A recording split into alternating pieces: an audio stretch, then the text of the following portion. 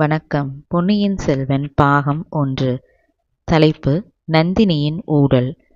பெரிய பழுவேட்டரையர் கடைசியாக தமது மாளிகைக்கு திரும்பிய போது நள்ளிரவு கழிந்து 3வது ஜாமம் ஆரம்பமாகியிருந்தது. வீதி புழுதியை வாரியடித்துக் கொண்டு சுழன்று சுழன்று அடித்த மேலை காற்றைக் காட்டிலும் அவருடைய உள்ளத்தில் அடித்த புயல் அதிக புழுதியை கிளப்பியது. அருமை சகோதரனை அவ்வளவு தூரம் கடிந்து கொள்ள வேண்டியிருந்தது பற்றி சிறிது பச்சாபப்பட்டார். அவர் மீது தம்பி வைத்திருந்த அபிமானத்துக்கு அளவே இல்லை. அந்த அபிமானத்தின் காரணமாகத்தான் ஏதோ சொல்லிவிட்டான். இருந்தாலும் சந்தேகக்காரன். எதற்காக அனாவசியமாய் நந்தினியை பற்றி குறை கூற வேண்டும்? மனித சுபாவம் அப்படித்தான் போலும். நான் செய்த தவற்றுக்கு பிறர் பேரில் குற்றம் சொல்லி தப்பித்து கொள்ள முயல்வது சாதாரண மக்களின் இயற்கை. ஆனால் இவன் எதற்காக அந்த இழிவான முறையை கடைபிடிக்க வேண்டும்? கைவசம் சிக்கியிருந்த அந்த மோசக்கார திருட்டு வாலிபனை விட்டுவிட்டு அதற்காக ஒரு பெண்ணின் பேரில், அதுவும் மதனியின் பெயரில் குற்றம் சொல்வது இவனுடைய வீரத்துக்கும் ஆண்மைக்கும் அழகாகுமா? போனால் போகட்டும். அதற்காகத்தான் அவன் வருத்தி மன்னிப்பு கேட்டு கொண்டு விட்டானே. மேலும் அதை பற்றி நாம் எதற்காக நினைக்க வேண்டும்? இருந்தாலும் அவன் கூறியதில் அணு அளவேனும் உண்மை இருக்கக்கூடுமா? ஒருவேளை இந்த முதிய பிராயத்தில் நமக்கு பெண் பித்துதான் பிடித்திருக்குமோ? எங்கேயோ காட்டிலிருந்து பிடித்து வந்த ஒரு பெண்ணுக்காக கூட பிறந்த சகோதரனை 100 போர்க்களங்களில் நமக்கு பக்கபலமாயிருந்து போரிட்டவனை, பலமுறை தன் உயிரை பொருட்படுத்தாமல் நமக்கு வந்த அபாயத்தை தடுத்து காத்தவனை அல்லவா கடிந்து கொள்ள வேண்டியிருந்தது. அப்படி என்ன அவள் உயர்த்தி? அவளுடைய பூர்வோத்திரம் நமக்கு தெரியாது. அவளுடைய நடவடிக்கையும் பேச்சும் சில சமயம் சந்தேகத்துக்கு இடமாகத்தான் இருக்கின்றன. சீச்சி, தம்பியின் வார்த்தை நம் உள்ளத்தில் இத்தகைய குழப்பத்தை உண்டாக்கிவிட்டதே. என்ன அநியாயம்! அவள் எப்படி நம்மிடம் உயிருக்குயிரான அன்பு வைத்திருக்கிறாள்! நம்முடைய காரியங்களில் எல்லாம் எவ்வளவு உற்சாகம் காட்டுகிறாள்! சில சமயம் நமக்கு யோசனை கூட சொல்லி உதவுகிறாளே. இந்த 60 வயது மேலான கிழவனை துணிந்து மணந்து கொண்டாளே, அதை பார்க்க வேண்டாமா? தேவலோக மாதரும் பார்த்து பொறாமைப்படும்படியான அந்த சுந்தரிக்கு சுயம்பரம் வைத்தால் சொர்க்கத்திலிருந்து தேவேந்திரன் கூட ஓடி வருவானே. இந்த உலகத்து மணிமுடி வேந்தர் யார்தாம் அவளை மணந்து கொள்ள ஆசைப்பட மாட்டார்கள்? இந்த சுந்தர சோழன் கண்ணில் அவள் அகப்பட்டிருந்தால் போதுமே. அப்படிப்பட்டவளை பற்றி எந்த விதத்திலும் ஐயப்படுவது எவ்வளவு மடமை! இளம் பெண்ணை மணந்து கொண்ட கிழவர்கள் இல்லாத சந்தேகங்கள் எல்லாம் கொண்டு நம் வாழ்க்கையை நரகமாக்கி கொள்வார்கள் என்று கேள்விப்பட்டிருக்கிறோம்.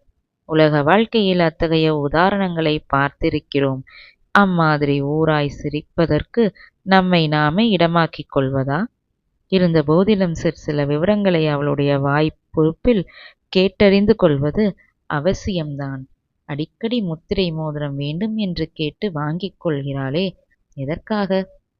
அடிக்கடி தன்னந்தனியாக லதா மண்டபத்தில் போய் உட்கார்ந்து கொள்கிறாளே, அது எதற்காக? யாரோ ஒரு மந்திரவாதி அடிக்கடி அவனை பார்க்க வருகிறதாக கேள்விப்படுகிறோமே, அவளே ஒப்புக்கொண்டாளே, அது எதற்காக? மந்திரவாதியிடம் இவள் என்னத்தை கேட்டறியப் போகிறாள்? மந்திரம் போட்டு இவள் யாரை வசப்படுத்த வேண்டும்? இதெல்லாம் இருக்க, கல்யாணம் பண்ணியும் பிரம்மச்சாரி என்ற நிலையில் என்னை எத்தனை காலம் வைத்திருக்கப் போகிறாள்?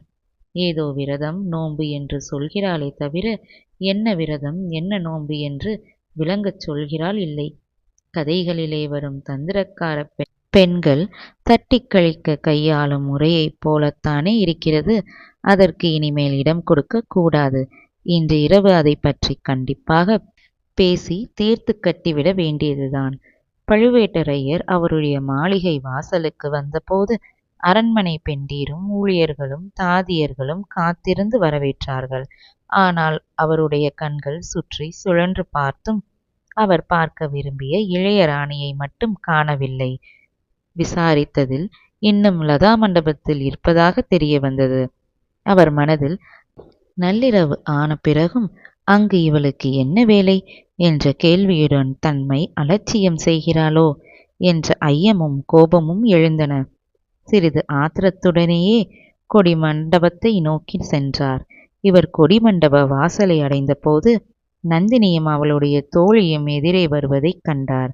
அப்படி வந்தவள் இவரை கண்டதும் நின்று அவரை பார்க்காமல் தோட்டத்தில் குடிக்கொண்டிருந்து இருளை நோக்கத் தொடங்கினாள். தாதிப்பெண் சற்று அப்பாலே நின்று விட்டாள். பழுவேட்டரையர் நந்தினியின் அருகில் வந்து பின்னரும் அவள் அவரை திரும்பி பார்க்கவில்லை. நந்தினியை கடிந்து கொள்ளலாம் என்று எண்ணிக்கொண்டு வந்ததற்கு மாறாக அவளுடைய கோபத்தை இவர் தணிக்க முயல வேண்டியதாயிற்று. நந்தினி, என் கண்மணி, என்ன கோபம், ஏன் பாராமுகம் என்று கேட்டுக்கொண்டு தம் இரும்பை ஒத்த கையை அவளுடைய தோளின் மீது மிருதுவாக வைத்தார். நந்தினியோ மலரினும் மிருதுவான தன் கர மலரினால் அவருடைய வஜ்ராயுதத்தை ஒத்த கையை ஒரு தள்ளு தள்ளினாள். அம்மம்மா, மென்மைக்கும் மிருது தன்மையும் இத்தனை பலமும் உண்டோ? என் உயிரே, உன் பட்டு கையினால் தொட்டு என்னை தள்ளினாயே, அதுவே என் பாக்கியம். திரிகோண மலையிலிருந்து விந்திய மலை வரையில் உள்ள வீராதி வீரர் யாரும் சொல்ல முடியாத செயலை நீ செய்தாய். அது என் அதிர்ஷ்டம்.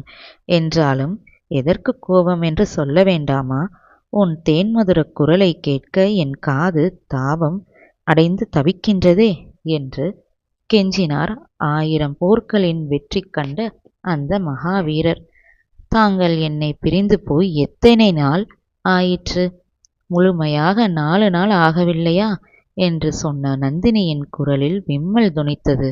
அது எத்தனையோ வாள்களையும் வேல்களையும் தாங்கி நின்றும் தளராத பழுவேட்டரையரின் நெஞ்சத்தை அனலில் இட்ட மெழுகை போல் உருக்கிவிட்டது.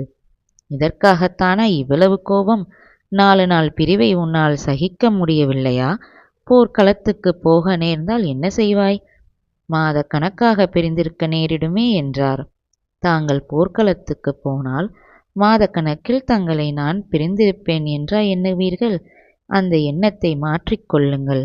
தங்களுடைய நிழலைப் போல் தொடர்ந்து நானும் போர்க்களத்துக்கு வருவேன். அழகாயிருக்கிறது. உன்னை போர்க்களத்துக்கு அழைத்து போனால் நான் யுத்தம் பண்ணினார் போலத்தான் கண்மணி.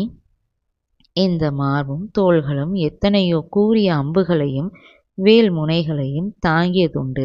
அவ்வாறு ஏற்பட்ட காயங்களில் 64 என்று உலகோர் என்னை புகழ்வதுண்டு. ஆனால் உன்னுடைய மிருதுவான மலர்மேனியில் ஒரு சிறு முள் தைத்து விட்டால் என்னுடைய நெஞ்சு பிளந்து போய்விடும். எத்தனையோ வாள்களும் வேல்களும் என்னை தாங்கி சாதிக்க முடியாத காரியத்தை உன் காலில் தைக்கும் சிறிய முள் சாதித்துவிடும். உன்னை எப்படி யுத்தக்களத்துக்கு அழைத்து போவேன்? நீ இத்தனை நேரம் கருங்கல் தரையில் நின்று கொண்டிருப்பதே எனக்கு வேதனையாயிருக்கிறது.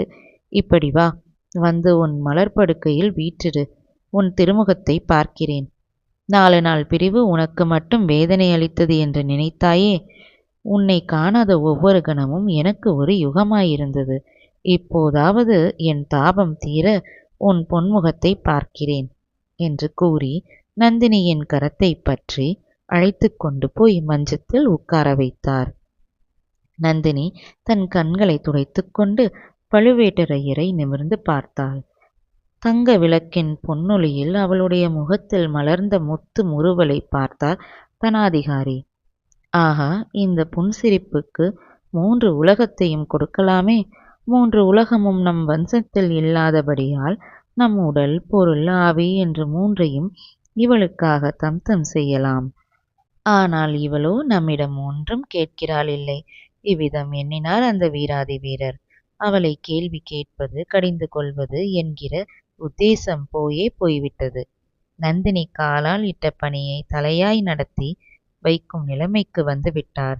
எந்தவித அடிமைத்தனமும் பொல்லாததுதான். ஆனால் பெண்ணடிமைத்தனத்தைப் போல் ஒருவனை மதி இழக்கச் செய்யும் வேறொன்றும் இல்லை. 4 நாள் வெளியூரில் இருந்து விட்டுத்தான் வந்தீர்களே, திரும்பி வந்தவுடன் நேரே ஏன் இங்கு வரவில்லை? என்னை விட தங்களுக்கு தங்கள் தம்பிதானே முக்கியமாகிவிட்டார் என்று கேட்டாள் நந்தினி. கேட்டுவிட்டு கள்ள கோபத்துடன் அவரை கண்ணால் பார்த்தாள். அப்படி இல்லை ஏன் கண்மணி? வில்லிலிருந்து புறப்பட்ட பானத்தைப் போல் உன்னிடம் வருவதற்கு தான் மனம் ஆசைப்பட்டது. ஆனால் அந்த அசட்டு பிள்ளை மதுராந்தகன் சுரங்க வழியின் மூலமாக பத்திரமாக திரும்பி வந்து சேர்கிறானா என்று தெரிந்து கொள்வதற்காகவே தம்பியின் வீட்டில் தாமதிக்க வேண்டியதாயிற்று.